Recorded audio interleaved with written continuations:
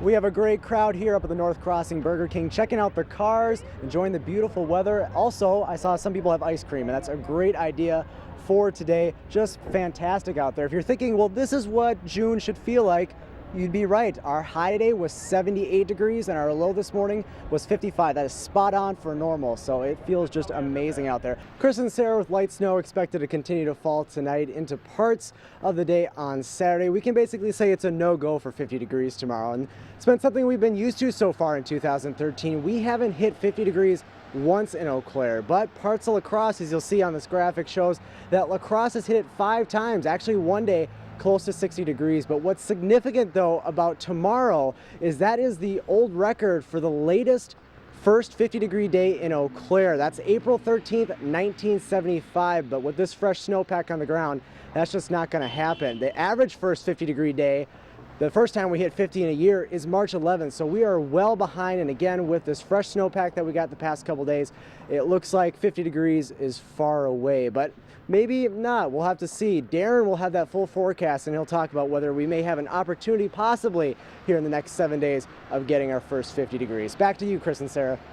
Jacob says in the next few days, if they don't get the good soaking rainfall they need, they could lose up to 10 to 15,000 trees. It's going to remain pretty loud here on campus for the next several weeks. The deconstruction of the old Davie Center will take until about mid-August. Last year's apple orchard had a bumper crop of apples. But this year could not be more different for Knutson. Too many of his trees look like the one behind me, with little to no apples. Also talked to Hillview Orchard near Eau Claire as well. They say they lost 60% of their crop. And this is an important note. Many orchards, including Hillview, will not allow people to come in and pick their own apples this fall.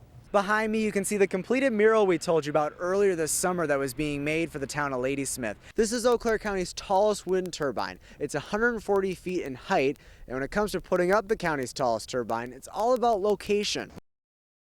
A lot of us might be sick of the hot weather this summer, but for Chippewa Valley Vineyards, the heat is what's helping them make fine and award-winning wines. We're having probably the best weather we've had since we planted the vineyard 6 years ago. Donna Sachs is the owner and winemaker at Riverbend Winery in Chippewa Falls, and she says for her grapes, the hotter the better. We want as many heating degree days in the summer as we can get because our season is short, and we usually have to pick because frost is coming.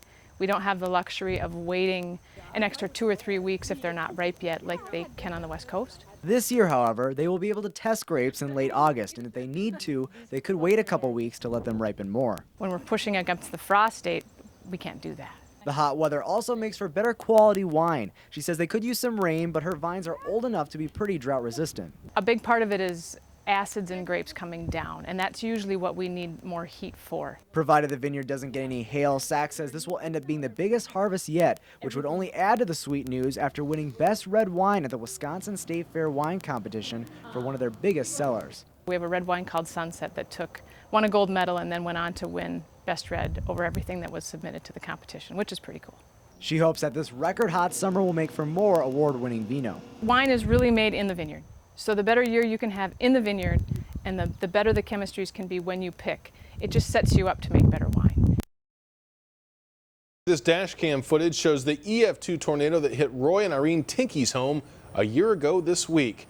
The Tinkeys live just north of the town of Chile in Clark County. We brought you the story last year of how they survived the tornado as it moved their home 30 feet off its foundation. WEAU's Matt Hoffman caught up with the Tinkeys after a whirlwind of a year, new at 6.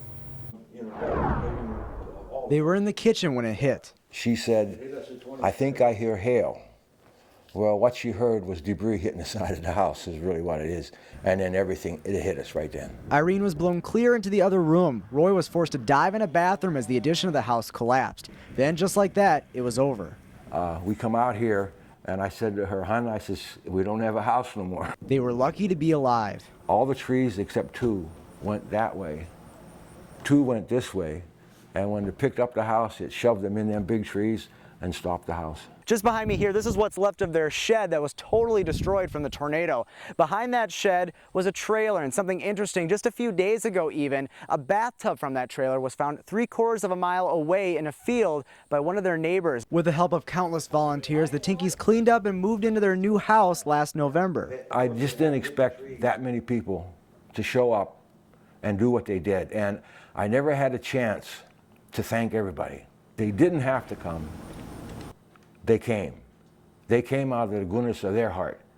And I'll remember that to the day I die. When they think about that day, they're thankful to have each other, despite losing most of the mementos of their over 50-year-old marriage. You can build new sheds, but those memories that you had, you can't get them back. For them, it's different now when they see a natural disaster on TV. You're kind of immune to it because you see it on TV all the time.